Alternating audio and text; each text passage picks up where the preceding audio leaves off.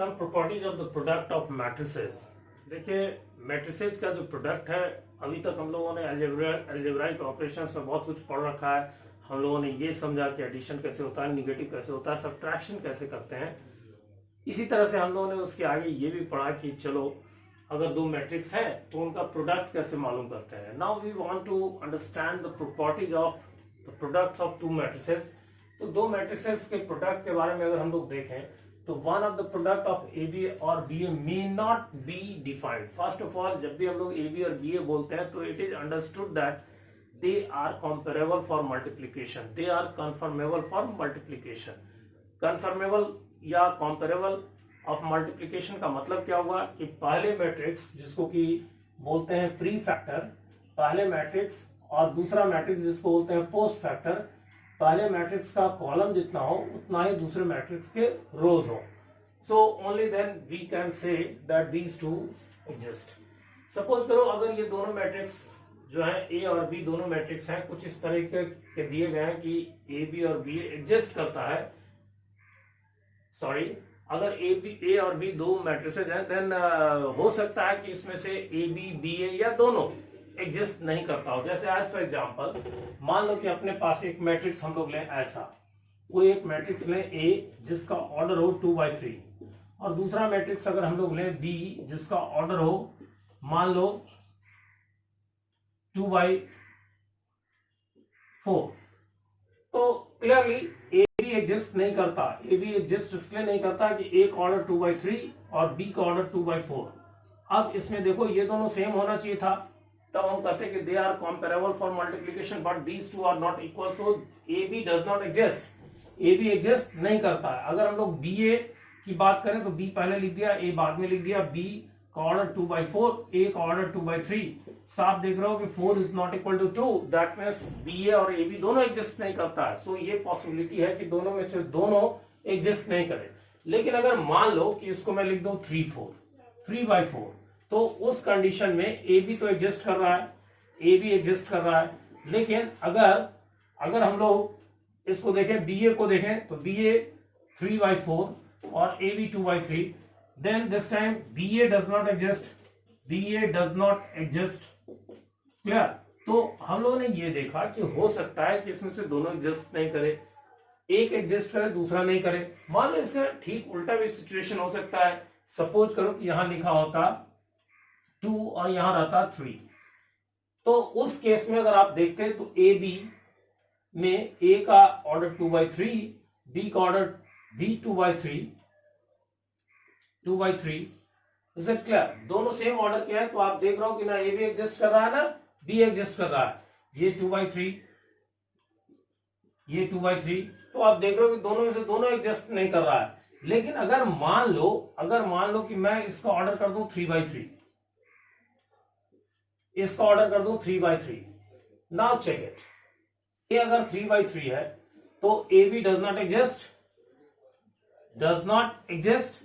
लेकिन जैसे ही अगर आप बी ए चेक करते हो तो बी का ऑर्डर 2/3 और इसका order 3/3, then this 3 is equal to this 3, so B A exist. So clearly sometimes A, B or B, A both are not existing. Sometimes it happens that either of them exists, or sometimes both of them may exist. Suppose that this one is 3/2 matrix and this is 2/3 matrix. And now check it. 3/2 matrix and 2/3 matrix. Okay, that was correct. 2/3 matrix. देख रहे हो 2 और 2 equal है, so this AB exists. And again B 2/3 matrix and A 3/2 matrix, again you find that BA exists.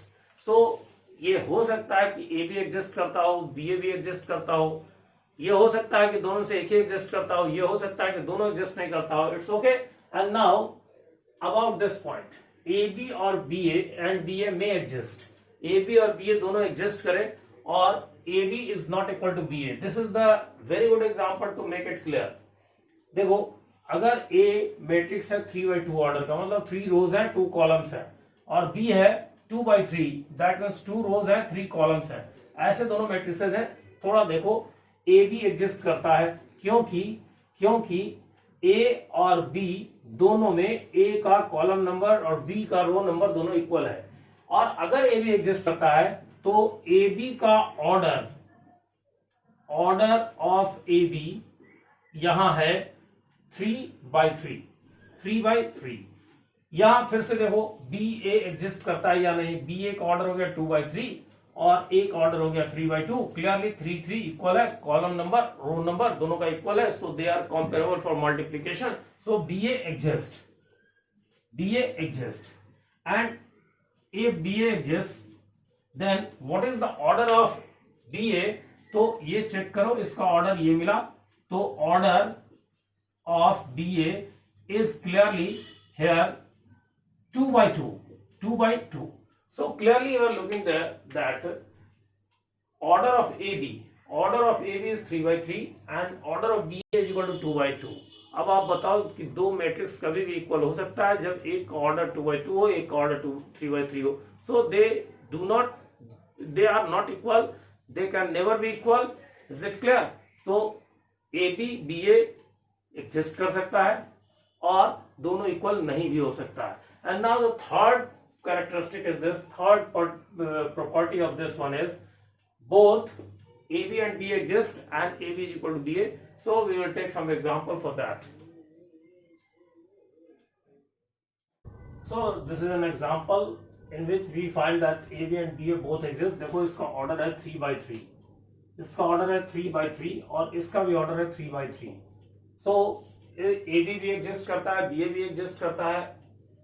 अगर ए B और B दोनों exist करता है तो उस केस में अगर हम लोग नजर डालें कि ए बी का वैल्यू क्या है, बी ए का वैल्यू क्या है, तो पिछली बार हम लोगों ने देखा कि दोनों इक्वल नहीं है, लेकिन यहां पर अगर हम लोग चेक कर करके देखें तो दोनों इक्वल हो सकता है। देखिए A B is equal to, अगर मान लो मल्टीप्लाई करें रो बाई कॉलम तो -2 -3 और +6। फिर इस रो को इसके साथ मल्टीप्लाई करें तो 3 6 -9, फिर इसको इसके साथ मल्टीप्लाई करें तो -1 -3 +4। सेकेंड रो को फर्स्ट कॉलम के साथ मल्टीप्लाई करें तो -4 -2 +6। सेकेंड रो के साथ, सेकेंड कॉलम के साथ 6 4 -9, फिर -2 -2 +4 -6 0 +6 9 0 -9, from that -3 0 +4. So we got a result like this: 6 1 9 0 0 0 1 0 0 0 and 1।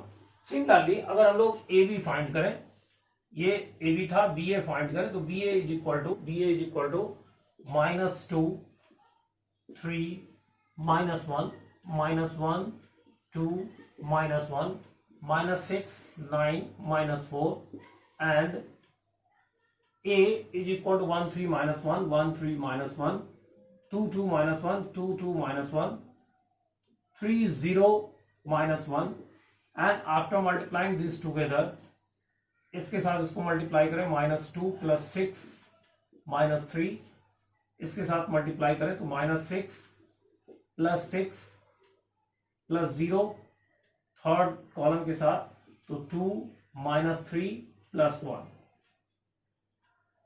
-1 + 4 -3, second column के साथ तो -3 + 4 0, थर्ड कॉलम के साथ तो 1 -2 + 1।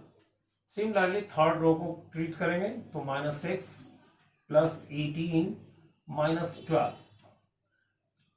सेकेंड के साथ तो -18 + 18 0, थर्ड के साथ तो -6 -9 + 4, and now we have a result like this: 1 0 0 0 1 0 0 0 and 1, and we got these two are equal. So just we found that AB is equal to B. तो AB और B दोनों एग्जिस्ट करता है और दोनों इक्वल है. We get another example. It is given that 2 और 2 दो मैट्रिक्स है A और B, and it is given that AB and BA both are equal. If these two are equal, और साथ ही कहा करो ना कि इसके एंट्रीज जो है वो पॉजिटिव इंटीग्रल एंटिटीज है.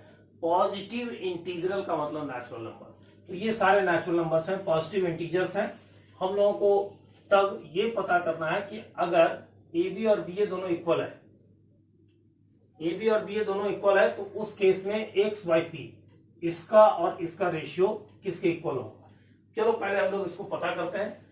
कोई मुश्किल काम नहीं है. ए बी और बी ए इक्वल है, तो चलिए ए बी अगर हम लोग फाइंड करें तो ए बी इसको इससे मल्टीप्लाई करेंगे तो 1 प्लस क्यू एक्स, फिर इसको मल्टीप्लाई करेंगे इससे, इसको मल्टीप्लाई करेंगे इससे, तो p plus three x.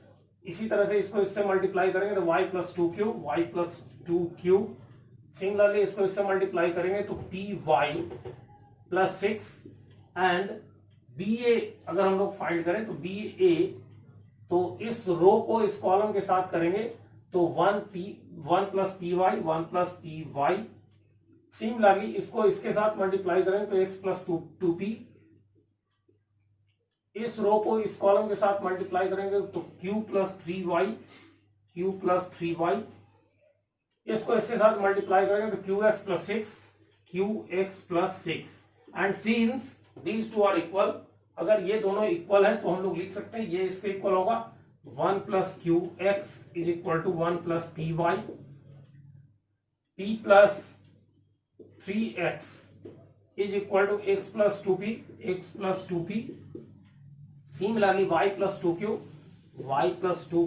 is equal to q plus 3y. And finally py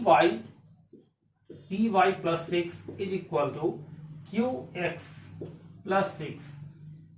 अब इससे अगर हम लोग पता करना चाहें तो बहुत आसान है. ये हो गया. यहां से अगर हम लोगों ने देखा x बाई पी मालूम करना था तो इधर से p ले आते हैं तो x by P is equal to y by Q. चलिए अभी तक वैल्यू नहीं आया. इससे अगर मालूम करें तो ये हो गया 2x is equal to p. यहां से हम लोगों ने पता कर लिया कि x by P is equal to 1 by 2. आप देखोगे तो इससे भी यही रिजल्ट मिलेगा. So we got the result 1.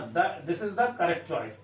देखो अगर मान लो कि अगर पता करना है तुमको इन दोनों को, अगर A B C D और B को अगर हम लोग ले लें B is equal to E F G H, तो इसमें याद रखना कि ये जो रेशियो हम लोगों को जो मिलता है, अगर AB और BA अगर आपस में इक्वल है तो इस केस में हम लोगों को B और F का रेशियो, C और G का रेशियो, ये दोनों मिलता है. इन दोनों के डिफरेंस D माइनस A और इन दोनों के डिफरेंस H माइनस E के इक्वल. अगर ये हम लोगों को ध्यान है तो हम लोग इस तरह के ऑब्जेक्टिव क्वेश्चन में डायरेक्टली कर लेंगे. 2 माइनस 1 मतलब 2 हो गया, 2 माइनस 1 1 हो गया, 3 माइनस 1 2 हो गया, तो रेशियो हो जाएगा 1/2. तो आंसर होना चाहिए था 1/2. Directly we could write. लेकिन चलिए आप इस ढंग से अभी आपने देखा और आई होप आप ये डिराइव कर लोगे. Okay, next property. For a square matrix there exist identity element I such that product of these two is equal to A, and a zero matrix such that product of these two is a zero matrix. देखिए बहुत simple सी बात है, इसमें कोई बहुत बड़ी चीज नहीं है समझाने के लिए. लेकिन फिर भी सपोज करो कि कोई एक मैट्रिक्स A है, मान लो कि 2 3 1 5 4 6 0 1 9. अगर इस मैट्रिक्स की बात करें तो अपने पास एक ऐसा आइडेंटिटी मैट्रिक्स है जिससे इसको मल्टीप्लाई करेंगे तो ये A के इक्वल होगा. जैसे मान लो आइडेंटिटी मैट्रिक्स हम लोग 3 by 3 ऑर्डर कर ले लें, सो दैट मल्टीप्लिकेशन हो सके 0 0 0 1 0 0 0 1। अब इस दोनों को अगर मल्टीप्लाई करके देखो तो ए आई का वैल्यू क्या होता है। ए आई का वैल्यू इसको इसके साथ मल्टीप्लाई करेंगे तो 2 का 1 के साथ, बाकी सब 0 तो 2 होगा। फिर इसको मल्टीप्लाई करेंगे इसके साथ तो ये 0 और ये 3, केवल 3 बचेगा। इसको मल्टीप्लाई करेंगे इसके साथ तो इन दोनों एलिमेंट के साथ 0 होगा और ये 1 बचेगा। So we got that one. इसी तरह से इस 5 4 6 को अगर मल्टीप्लाई करेंगे इससे तो सिर्फ 5 बचेगा। 5 4 6 को इससे मल्टीप्लाई करेंगे तो सिर्फ 4 मिलेगा हमको। इसी तरह से इसको इसके साथ मल्टीप्लाई करेंगे तो सिर्फ 6 मिलेगा। इसी तरह से अगर हम लोग थर्ड रो को इसके साथ मल्टीप्लाई करेंगे तो 0 मिलेगा। इसको सेकेंड रो के साथ मल्टीप्लाई करेंगे तो केवल 1 इंटू 1 1 होगा। इसी तरह से इसको इसके साथ मल्टीप्लाई करेंगे तो 9 होगा। Similarly we can find I into A is equal to A. This is equal to A.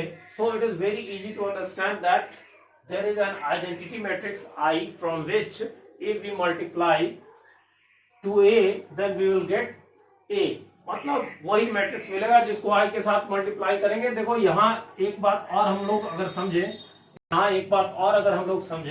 तो अगर वही मैट्रिक्स A अपने पास हो 2 3 1 2 3 1 4 5 6 0 1 9, अगर ऐसा तो अपने पास एक जीरो मैट्रिक्स भी है जिसके सारे एलिमेंट 0 हैं। ये 3/3 का है। So that multiplication is possible. अगर आप इसको मल्टीप्लाई करके देखो तो A0 जीरो मैट्रिक्स मिलेगा। और इसी तरह से अगर तुम 0 को A के साथ जीरो मैट्रिक्स में A को मल्टीप्लाई करो तब भी यही जीरो मैट्रिक्स मिलेगा।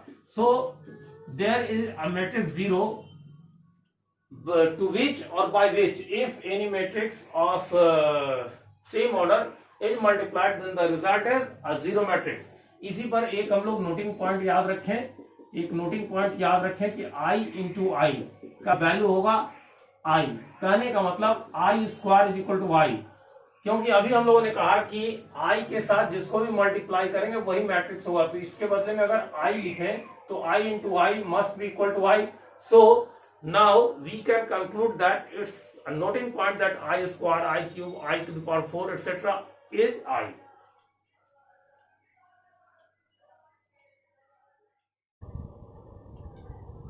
देखिए अब हम लोग इस बात को दिखाना चाहते हैं कि जैसे अगर नंबर सिस्टम की बात हम लोग करते हैं, मतलब रियल नंबर्स जो हम लोगों ने पढ़ा था उसमें हम लोगों ने पढ़ा था कि अगर x और y का प्रोडक्ट 0 है तो हम लोग जानते थे कि या तो x 0 है या फिर y 0 है या दोनों का दोनों 0 है।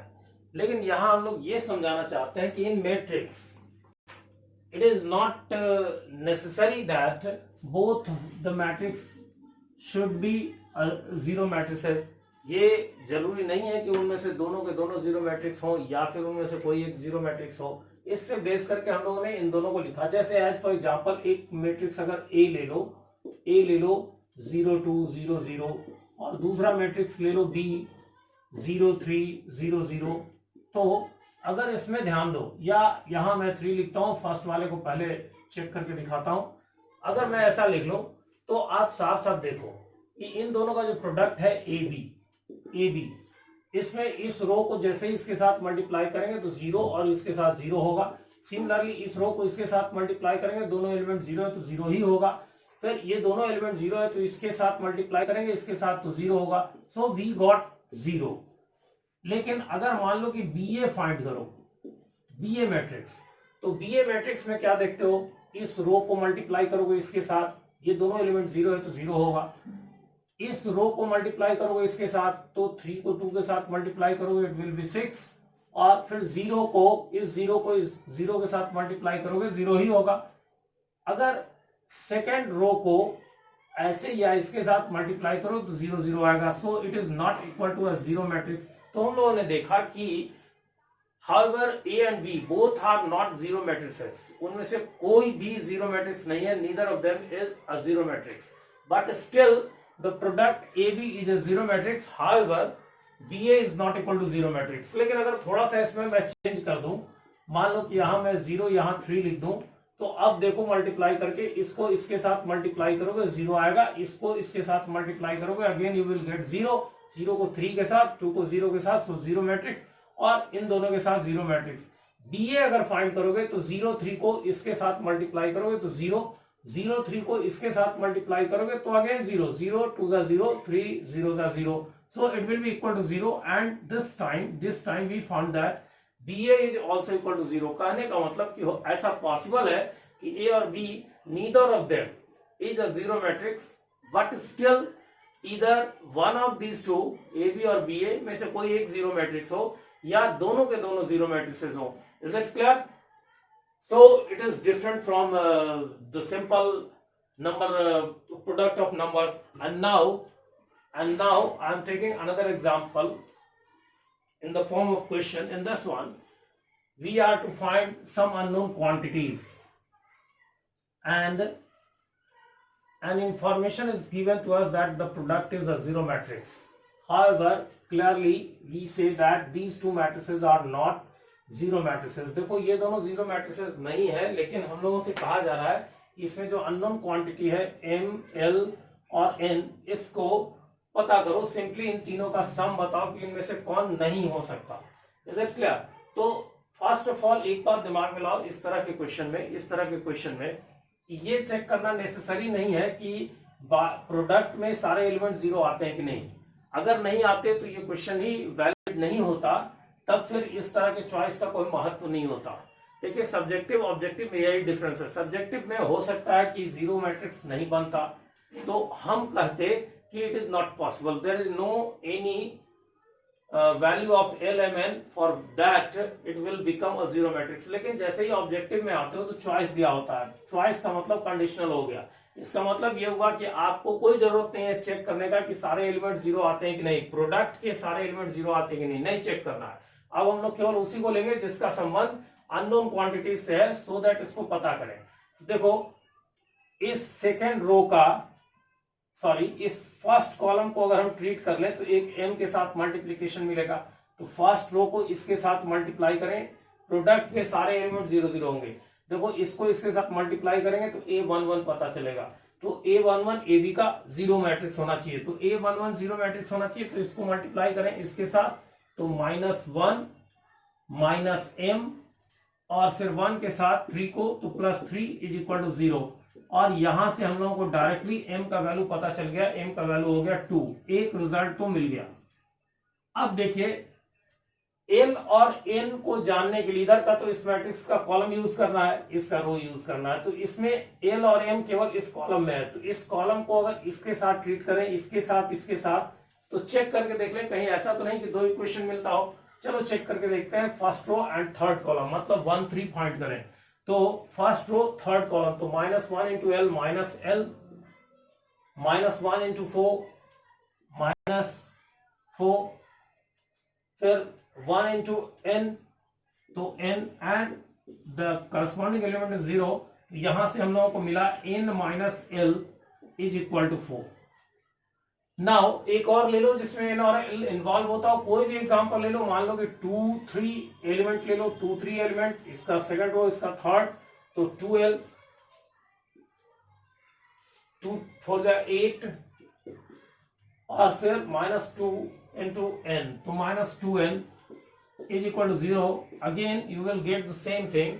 2 से डिवाइड कर दे तो n माइनस, और उस तरफ ले जाए तो n - l उस तरफ is equal to 4. So we got the same thing. तो इसका मतलब ये हुआ कि अपने पास कोई ऐसा दो डिफरेंट इक्वेशन नहीं मिलने वाला है. जैसे इसके साथ भी करोगे तो यही मिलेगा. तो अपने पास कोई ऐसा इक्वेशन नहीं मिलने वाला है जिसको इसके साथ ट्रीट करके सॉल्व कर सके. So this is a kind of identity situation. तो आप किसी एक को ले लो. तो m का वैल्यू 2 होना चाहिए, n का वैल्यू आप कह सकते हो कि l+4 होना चाहिए. यही अपना चॉइस होना चाहिए. इसमें चेक करो.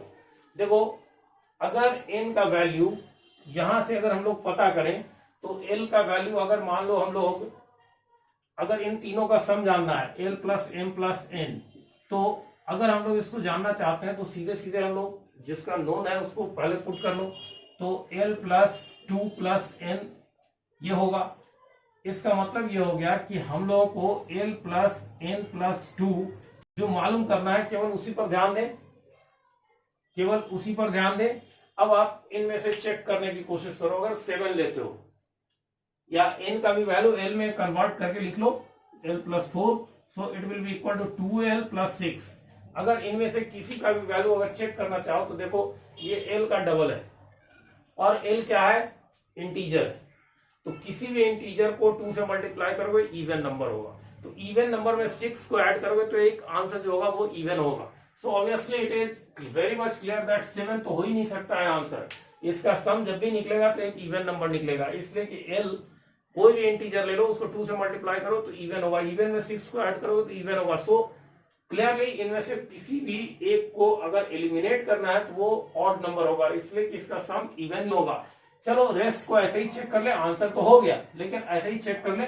अगर L का वैल्यू हम लोग मालूम करना चाहते हैं तो -2, ओके, अगर इसको हम लोग -1 ले लें तो ये वैल्यू आ जाएगा, अगर हम लोग इसको 2 ले लें तो ये वैल्यू आ जाएगा, अगर L के बदले में हम लोग 5 ले लें तो 5 to the 10 plus 6 16, तो ये तीनों तो होंगे, ये नहीं होगा। सिंपली इतना करना भी नहीं था, केवल ये चेक करना था कि ये ऑड नहीं हो सकता। So this is the answer of this question.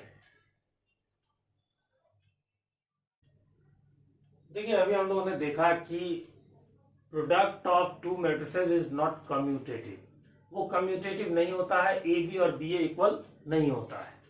A B को अगर हम लोग कभी देखते हैं तो इन दोनों से कोई एक एग्जिस्ट भी नहीं करता है, लेकिन हम देखते हैं क्या कि मैट्रिक्स में भी, मैट्रिसेस में भी ये एसोसिएटिव प्रॉपर्टी कैरी होता है, डिस्ट्रीब्यूटिव भी होता है। डिस्ट्रीब्यूटिव में दोनों तरह का डिस्ट्रीब्यूटिव, प्री मल्टीप्लिकेशन या पोस्ट मल्टीप्लिकेशन करें, दोनों कंडीशन में होता है।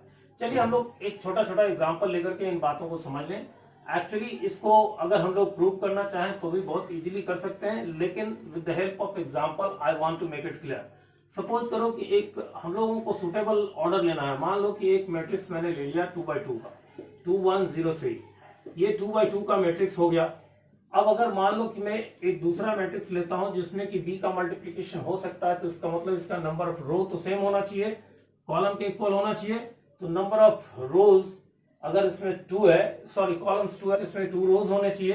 तो मान लो कि मैं ऐसा मैट्रिक्स एक ले लूं 2 1 3 4 1 0, इसका ऑर्डर हो गया 2/3, तो इसका मतलब ए भी एग्जिस्ट करेगा। अब हम लोग को ये चेक करना चाहिए कि सी भी एग्जिस्ट करेगा कि नहीं। तो चलिए अगर मान लीजिए कि एक सी ले लें जिसमें कि नंबर ऑफ रोज 3 ले लें और कॉलम चलो मैं 2 ले लेता हूं 3 1 1 0 0 0। अगर मान लो कि ऐसा मैं मैट्रिक्स ले लो 3/2 का, तो अब अगर हम लोग चेक करना चाहें तो देखिए इसमें सब एग्जिस्ट कर रहा है कि नहीं, पहले चेक कर लीजिए, पहले आप चेक कर लीजिए। इसके लिए एग्जांपल मैंने लिया बी सी, बी और सी, हाँ ये मल्टीप्लिकेशन पॉसिबल है।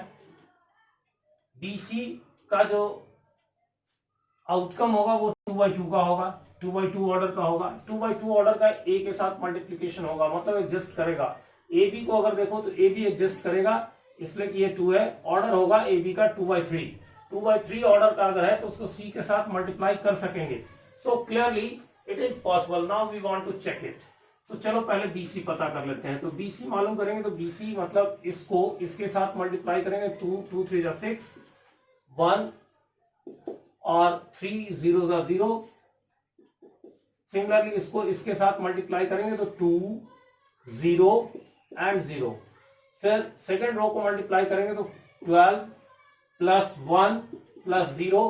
सेकेंड रो को उसके साथ मल्टीप्लाई करेंगे तो 4 plus 0 plus 0, and so we got a matrix like this 7 2 13 4।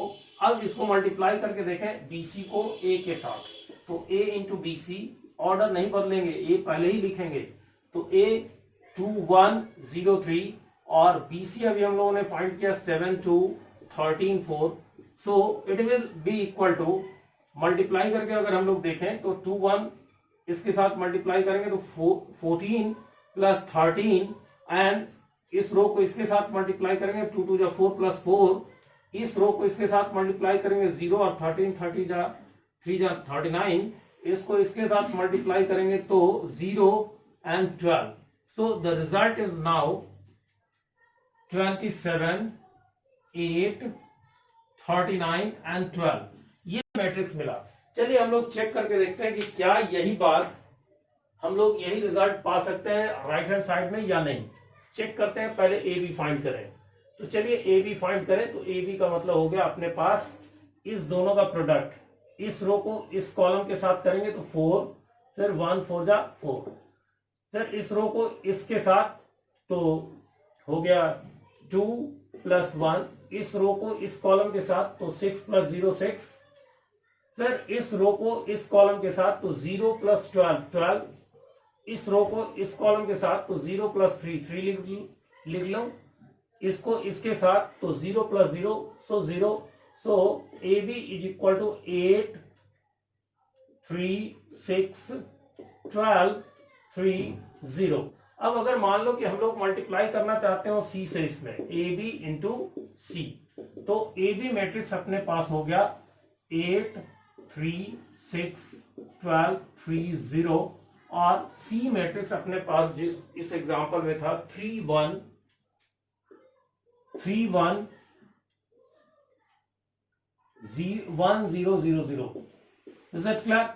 देखिए मल्टीप्लिकेशन तो होगा, ऑर्डर ठीक है, इसका ऑर्डर है 2/3, इसका ऑर्डर 3/2, तो पॉसिबल है। तो चलिए मल्टीप्लाई करके चेक करते हैं। इस रो को इसके साथ मल्टीप्लाई करेंगे 24 प्लस 3 प्लस 0, इसको इसके साथ मल्टीप्लाई करेंगे तो 8 0 0। सिमिलरली इस रो को इसके साथ मल्टीप्लाई करेंगे तो 36 प्लस 3 प्लस 0, इस रो को इसके साथ मल्टीप्लाई करेंगे तो 12 plus 0 plus 0। So we got a result like this 27 8 39 and 12, and we have the same result whatever found in the left hand side। तो लेफ्ट हैंड साइड और राइट हैंड साइड दोनों का रिजल्ट अपने पास same है। इसका मतलब ये associative property को कैरी करता है। देखिए इसका हम लोग प्रूफ तो दिखा सकते हैं, लेकिन हम लोग एग्जांपल से इसको समझ लें,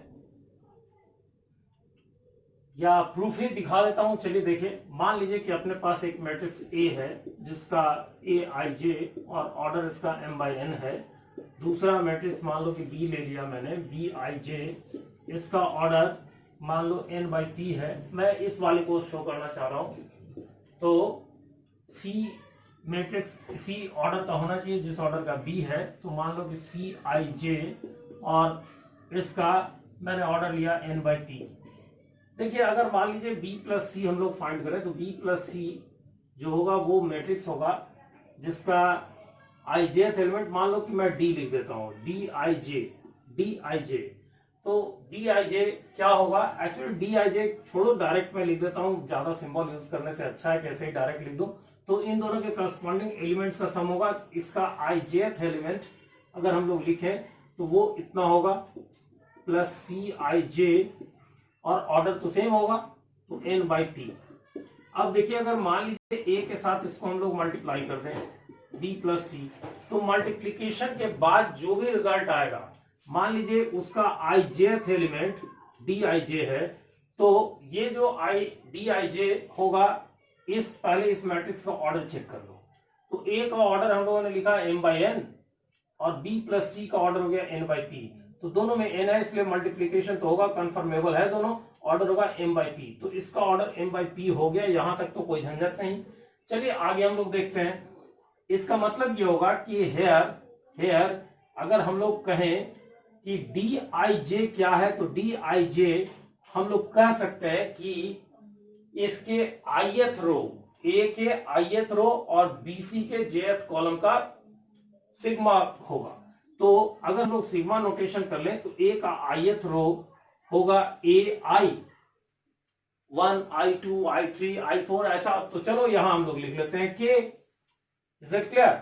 और ये क्या होगा, के का वैल्यू होगा 1 से लेकर के कहां तक, इसका ith रो, ए का ith रो, ए में मैक्सिमम रो है m।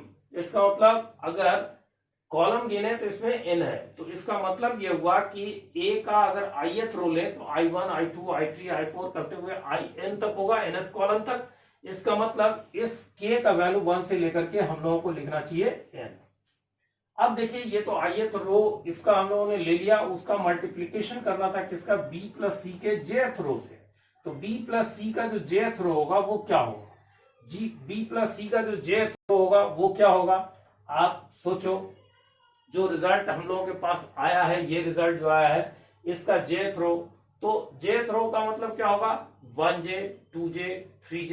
ऐसा कहने का मतलब कि अगर हम लोग इसको लिखना चाहें तो ये हो गया b kj प्लस सी kj।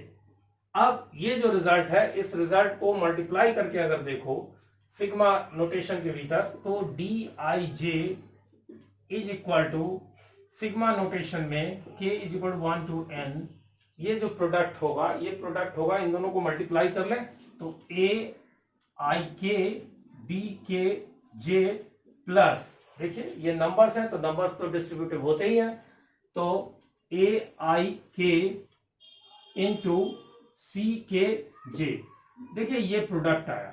अब इस दोनों प्रोडक्ट को ये देख रहे हो कि सिग्मा नोटेशन में हम लोग अलग अलग भी लिख सकते हैं, एडिशन को अलग अलग पार्ट में लिख सकते हैं, तो अलग अलग पार्ट में अगर लिख दो तो 1 to n a i k b k j plus sigma notation k is equal to 1 to n, इसको लिख सकते हैं a i k c k j। Clearly ये जो है वो a b का प्रोडक्ट है, AB का ijth एलिमेंट है, क्लियर।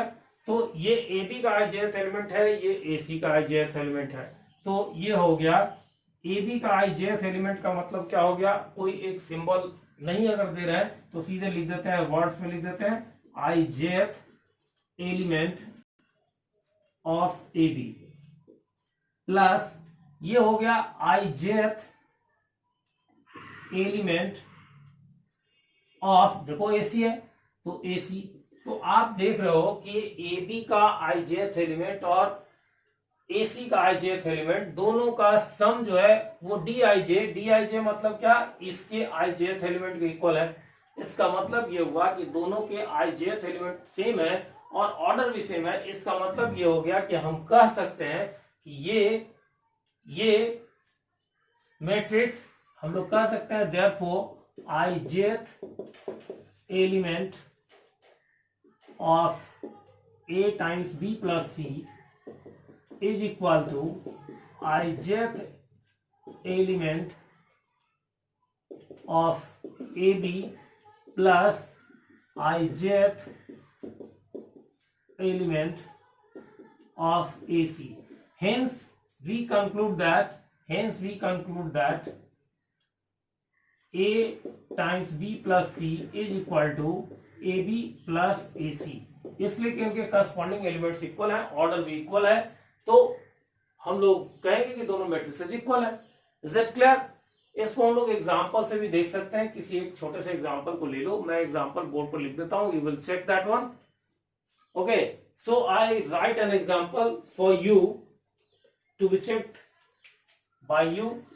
देखिए मान लीजिए कि कोई मैट्रिक्स ले लीजिए अपने पास 2 1 0 3, ये 2 by 2 का मैट्रिक्स है। बी मान लीजिए कि आप इसमें 2 कॉलम्स हैं तो 2 रोज का ले लीजिए, 2 1 0 0 5 1, ये हो गया 2 by 3 का matrix.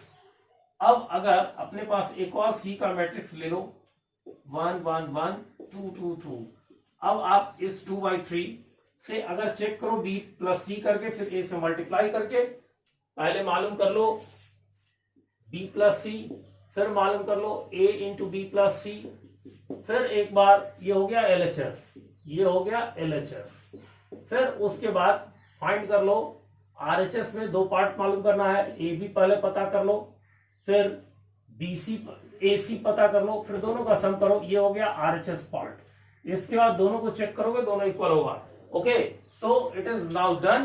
We know this one, and having the same concept, same approach, हम लोग इस बात को भी शो कर सकते हैं। देखिए कैंसिलेशन लॉ किसको कहते हैं, सो समझिए। जैसे मान लीजिए कि हम लोगों ने पढ़ा कि 2x इज इक्वल टू 6 है, तो 6 कहने का मतलब 2 into 3, तो हम लोगों ने इसको और इसको कैंसिल कर दिया और कहा कि x इज इक्वल टू 3 हो गया। या इसी में अगर मान लो कि लिखा हुआ है कि मान लीजिए कि इस तरह का सिचुएशन है कि x इंटू टू मैंने लिखा इज इक्वल टू इस तरफ 6 है, तो इसको अगर किसी ने लिख दिया 3 इंटू टू और इस 2 को कैंसिल कर दिया तो ये राइट कैंसिलेशन हो गया, वो लेफ्ट कैंसिलेशन हो गया। ये काम हम लोग कंफर्टेबली आज तक करते आ रहे हैं वो अर्थमेटिक में। लेकिन यहाँ जब मैट्रिसेस के बारे में हम लोग चेक करते हैं तो कोई जरूरी नहीं है कि कैंसिलेशन लॉ होल्ड करता हो।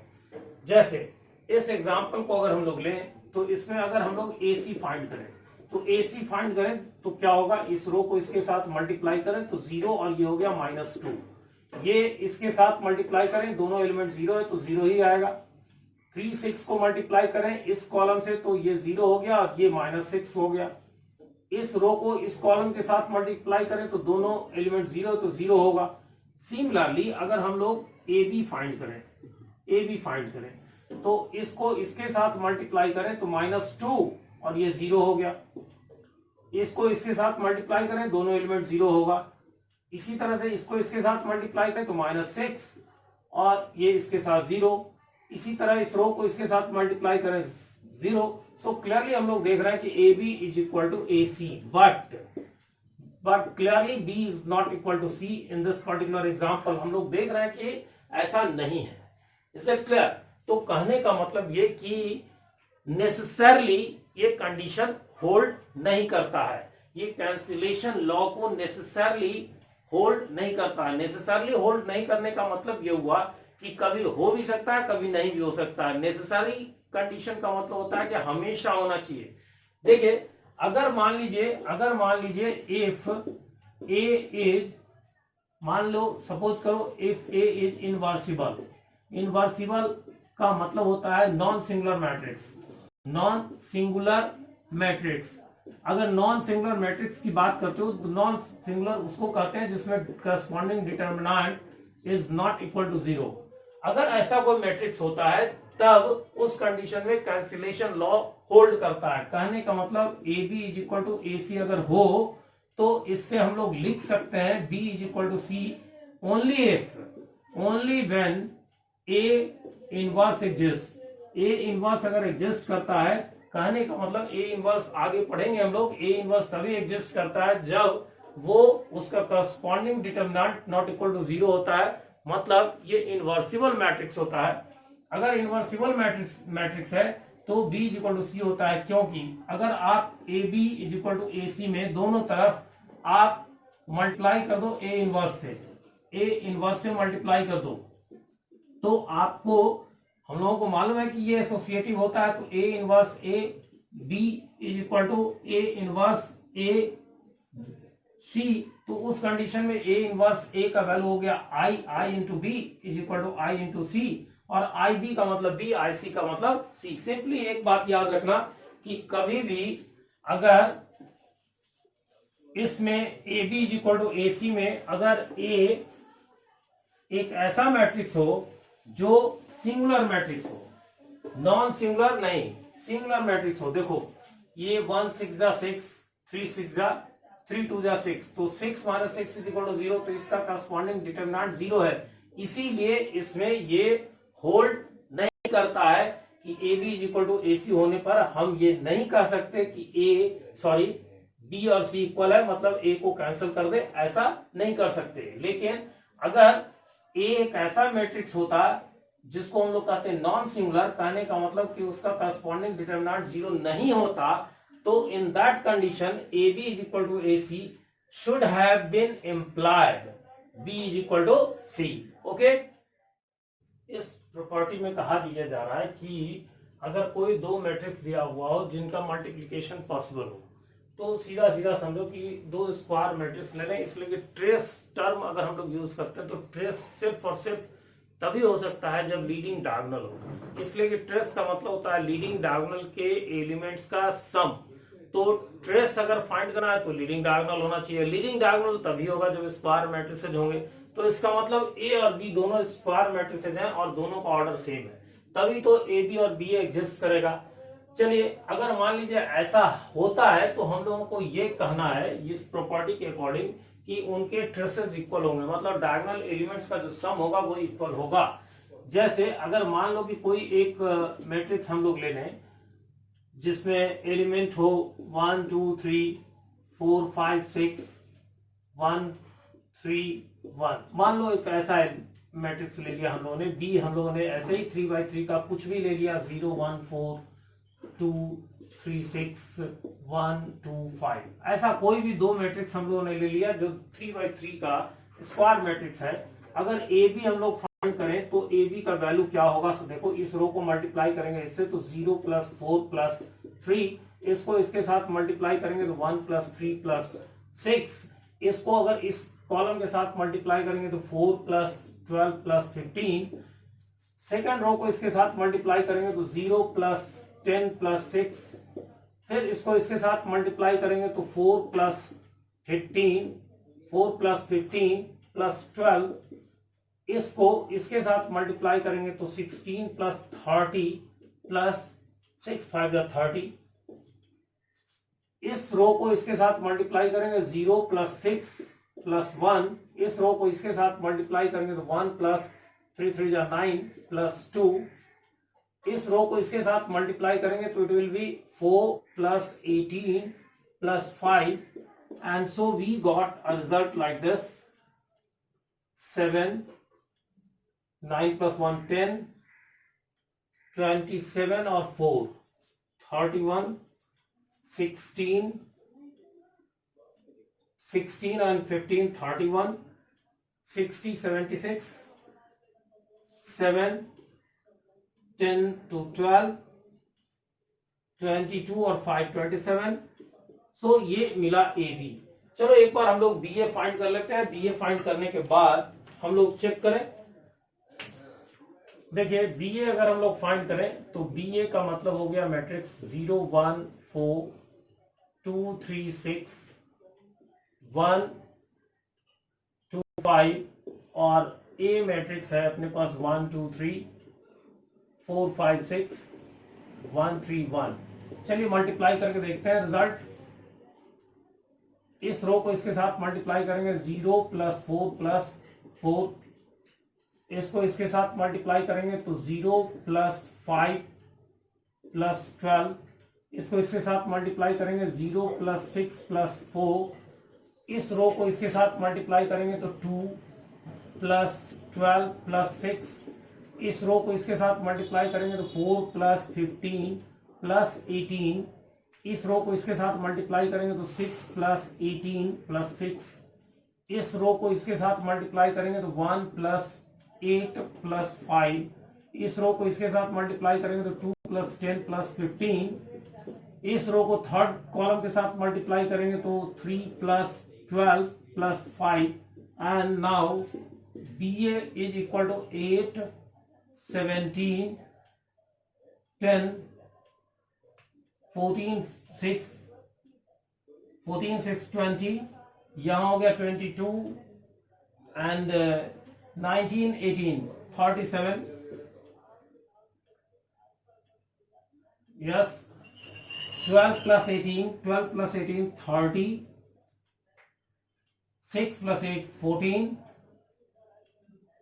12 + 15 27, 8 + 12 20. So we have this one. And now if we want to know the traces of these two matrices, so here trace of AB is equal to 7 + 31 + 27, and it is equal to 7 1 8 8 7 15, carry 1 3 3 just 3 3 6 65, and in this one trace of BA is now equal to 8 + 37 + 20, so it is equal to 7 8 15, carry 1 3 3 6 65, and we got the same result. लेकिन बेटा यहाँ ध्यान दो कि इसका जो diagonal element है और इसके जो डायगोनल एलिमेंट्स हैं ये दोनों डिफरेंट हैं, तो इससे कोई मतलब नहीं है कि डायगोनल एलिमेंट सेम है या नहीं। क्लियरली ये याद रखो कि दो मैट्रिसेस का अगर हम प्रोडक्ट करते हैं वो स्क्वायर मैट्रिसेस होने चाहिए, इसलिए कि ट्रेस स्क्वायर में ही होता है। तो टू स्क्वायर मैट्रिसेस का अगर हम प्रोडक्ट करते हैं ए बी और बी ए, तो ए बी और बी ए में एक चीज कॉमन होगा जो ध्यान रखना है। देखो कोई जरूरी नहीं है कि ए बी और बी ए दोनों इक्वल हो, कोई जरूरी नहीं है, इक्वल हो भी सकता है, नहीं भी इक्वल हो सकता है, लेकिन लेकिन एक बात तो दोनों में जरूर सेम होगा, वो होगा उनका ट्रेस। ए बी का जो ट्रेस होगा मतलब डायगोनल एलिमेंट्स का जो सम होगा, बी ए का जो ट्रेस होगा मतलब डायगोनल एलिमेंट्स का सम होगा, ये दोनों श्योरली इक्वल होगा। And this is key factor for some of the questions. देखिए इस प्रॉपर्टी में हम लोग ये कहना चाह रहे हैं कि if A B is equal to A और B is equal to B, तो सबसे पहले तो ये बात होती है ना, उसके बाद फिर हम लोगों को ये प्रॉपर्टी ये चेक करना है। लेकिन सबसे पहले तो ये क्यूरियोसिटी होती है कि क्या ये पॉसिबल है कि ए बी और बी ए अगर कर दें तो रिजल्ट दूसरा हो जाए, ए बी कर दें, ए पहले रखें तो आंसर में ए आ जाए, बी पहले रखें तो आंसर में बी हो जाए। सो एक एग्जाम्पल तो बनता है, तो चलो एक एग्जाम्पल हम लोग चेक करके देखें। ए बी मैंने ऐसा लिया है, इसमें मल्टीप्लाई करके देखें। इस रो को इसके साथ मल्टीप्लाई करेंगे तो 4 प्लस 3 माइनस 5। फिर इस रो को इसके साथ मल्टीप्लाई करके देखेंगे तो -4 -9 प्लस 10।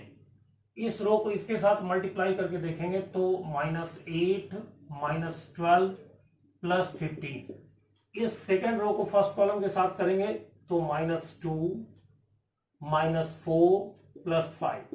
सेकेंड रो को इसके साथ मल्टीप्लाई करेंगे तो 2 12 -10। सेकेंड रो को थर्ड कॉलम के साथ करेंगे तो 4 प्लस 16 -15। इसी तरह से थर्ड रो को फर्स्ट कॉलम के साथ करेंगे तो हो गया 2 प्लस 3 -4। इसको सेकेंड कॉलम के साथ करेंगे तो -2 -9 प्लस 8। सिमिलरली थर्ड कॉलम के साथ मल्टीप्लाई करेंगे तो -4 -12 plus 12. So we have a result like this: 7 minus 5 2, 13 minus 3, 20 minus 5 minus 6 minus 1, 4 5 1 minus 3 minus 4, and we got this result: 2 minus 3 minus 5 minus 1 4 5 1 minus 3 minus 4, and so we got A. So AB is clearly equal to A. And now I want to show you the product of BA is also equal to B.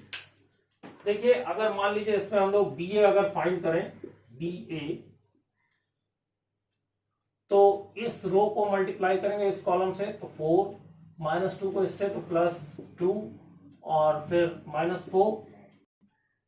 इस रो को इस column के साथ तो 6 -8 plus 12। फिर इसी रो को इस कॉलम के साथ तो -10 प्लस 16। फिर इस रो को फर्स्ट कॉलम के साथ तो -2 -3 प्लस 4। इसी रो को इस कॉलम के साथ तो +3 प्लस 12 -12। इसी रो को इस कॉलम के साथ मल्टीप्लाई करेंगे तो +5 प्लस 15 -16। फिर थर्ड रो को फर्स्ट कॉलम के साथ मल्टीप्लाई करेंगे तो 2 प्लस 2 -3। थर्ड रो को सेकंड कॉलम के साथ मल्टीप्लाई करेंगे तो -3 -8 एंड +9। इसी थर्ड रो को थर्ड कॉलम के साथ मल्टीप्लाई करेंगे तो -5 -10 और +12। So now we have cancellation to 18 minus 8 10, 18 minus 8 10 must be checked। 1 2 multiply कर रहा है इसके साथ, 2 -6 इसको इसके साथ मल्टीप्लाई कर रहा है, इट विल बी -6। ओके, फिर हो गया -8 good plus, it should have been, there was an error, तो -14 minus 14 minus plus 12, that means minus 2. Similarly, minus 20 plus 16, so minus 4. Here minus 5 plus 4, minus 1, 3, 20 minus 16, 4, 4 minus 3, 1,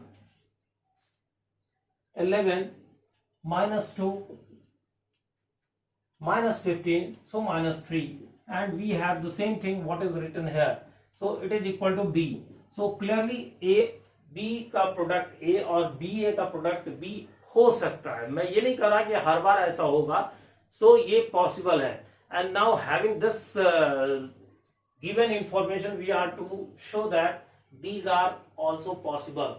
So these are very good results. If AB is equal to A and BA is equal to B, then these are such kind of results जो आपसे separately पूछे जाते हैं, questions के form में पूछे जाते हैं. तो चलिए हम लोग अब इनको हम लोग करके दिखाएं. इन रिजल्ट्स को हम लोग चेक करके देखें कि क्या ये पॉसिबल है नहीं है. तो देखिए, सबसे पहले तो एक बात दिमाग में रखिए कि A B is equal to B A हमेशा नहीं होता. तो यहाँ गिवन है A B is equal to B A, तो उसके हेल्प से हम लोग इस रिजल्ट को चेक करें. देखिए, फर्स्ट ऑफ ऑल अगर हम लोग A B is equal to B A लिखते हैं, A B is equal to A लिखते हैं, इससे अगर ए स्क्वायर फाइंड करना है तो ए से मल्टीप्लाई कर दें. तो चलिए इसमें पोस्ट मल्टीप्लीकेशन कर देते हैं. पोस्ट मल्टीप्लीकेशन मतलब क्या, बाद में. तो ए बी में मल्टीप्लाई कर दें ए से, ए इंटू ए हो गया. देखिए हम लोग जानते हैं कि एसोसिएटिव होता है, तो ए इंटू बी ए भी होगा, is equal to A square. अभी हम लोगों ने देखा कि B A is given to B, तो बी ए को हम लोग बी लिख सकते हैं, तो it is equal to B, so A square. अब देखो फिर से ए बी गिवन है ए के, तो इसको ए लिख सकते हैं, so it is equal to A. ये हुआ इसलिए कि since B A is equal to B, and ये इसलिए हुआ कि A B is equal to A है. Is it clear? So the first one is now derived, और you can say proved. Second one similar approach, एकदम वही चीज, बस बी स्क्वायर फाइंड करना है, इसलिए हम लोग इसको यूज कर लें. सो दैट बी से मल्टीप्लाई करेंगे तो वो बी स्क्वायर हो जाएगा. तो B A is equal to B. इस बार हम लोग पोस्ट मल्टीप्लीकेशन कर दें बी से, तो ऐसा मैंने डायरेक्ट लिख दिया इस स्टेप में, ये दोनों स्टेप हटा करके. तो चलिए, तो ए बी ये दोनों, इस दोनों का प्रोडक्ट है ए, तो हम लोग इसको लिख दें ए. तो A is equal to B square. अब देखो बी ए, फिर से B A is equal to B है, तो हम लोग इसको लिख सकते हैं B A is equal to B, so B is equal to B square. The second one is also proved. Is it? मान लीजिए हम लोग थर्ड को चेक करना चाहते हैं. थर्ड मतलब ट्रांसपोज लिखा हुआ है, A dash B dash means A का ट्रांसपोज बी का transpose is equal to B dash. तो सबसे पहले तो हम लोग इसको यूज कर लें, इसलिए कि इसमें बी डैश हो सकता है इजीली. तो B A is equal to B, इसको अगर यूज करके ट्रांसपोज कर दे दोनों तरफ, सो दैट बी डैश मिल जाए हमको. अब देखो ट्रांसपोजिशन के रिवर्सल लॉ से इसको हम लोग लिख सकते हैं A dash B dash is equal to B dash. So now A dash B dash is equal to B dash is the third one, and that is already known. Now चलिए अगर fourth को पता करना है, A dash पता करना है, तो इसको यूज कर लें, A B is equal to A. अगर दोनों तरफ ट्रांसपोज कर दे, ए बी का transposition is equal to A dash, तो यहां से देखो रिवर्सल लॉ से बी डैश पहले, फिर A dash is equal to A dash, and this one is now proved. Similarly अगर हम लोगों को प्रूव करना है, तो ये देखो ये दोनों रिजल्ट एकदम सिमिलर लुकिंग रिजल्ट है इसकी तरह. इसके हेल्प से हम लोग ए डैश का square is equal to A dash कहेंगे. एक्चुअली आगे हम लोग पढ़ने वाले हैं, अगर ऐसा होता है तो कहते हैं A is idempotent, B is idempotent. Similarly हम लोगों को ये शो करके दिखाना है कि ए डैश भी आइडेम्पोटेंट होगा, बी डैश भी आइडेम्पोटेंट होगा. मतलब A B is equal to A, B is equal to B अगर हो, तो ए डैश, बी डैश, ये चारों आइडेम्पोटेंट होंगे, मतलब उनका स्क्वायर खुद के इक्वल होगा. चलिए इस पार्ट को हम लोग देखें. यहां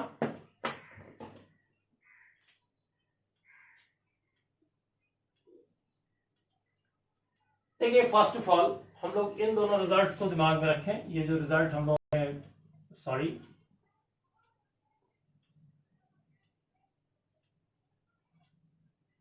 इन दोनों रिजल्ट्स को हम लोग दिमाग में रखें, जो थर्ड नंबर का रिजल्ट था ये और ये फोर्थ, ये वाला। इनके हेल्प से हम लोग दिखाएंगे कि आइडेम्पोटेंट है। देखिए, अगर मान लीजिए इनमें से किसी एक को ले ले, मुझको चाहिए ए डैश का स्क्वायर, तो ये रिजल्ट अच्छा है, तो B dash A dash is equal to A dash. चलिए दोनों में हम लोग पोस्ट मल्टीप्लीकेशन कर दें ए डैश से, तो B dash A dash into A dash, और ये हो गया A dash into A dash. देखो ऐसा करने से ये ए डैश का स्क्वायर हो जाएगा। अब यहां पर नजर डालो, नहीं इसमें प्री मल्टीप्लीकेशन कर लो बेटा, इसलिए कि ए डैश अगर बाद में होता है तो हमारा काम नहीं बनेगा। हम लोग इसमें प्री मल्टीप्लीकेशन कर लें, मतलब शुरू में मल्टीप्लाई कर लें। तो प्री मल्टीप्लीकेशन करने का मतलब हो गया कि ए डैश पहले रख लिया, बी डैश इंटू ए डैश, और फिर इस ए डैश को एक ए डैश से मल्टीप्लाई कर दिया।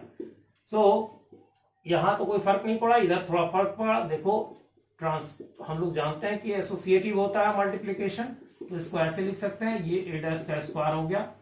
ये देखो ए डैश बी डैश, अभी हम लोगों ने पढ़ा कि A dash B dash is equal to B dash, so it is equal to B dash A dash is equal to A dash का स्क्वायर। और साफ साफ जहां से शुरू किए थे वही तो है, B dash A dash is equal to A dash, so it is equal to A dash, so A dash square.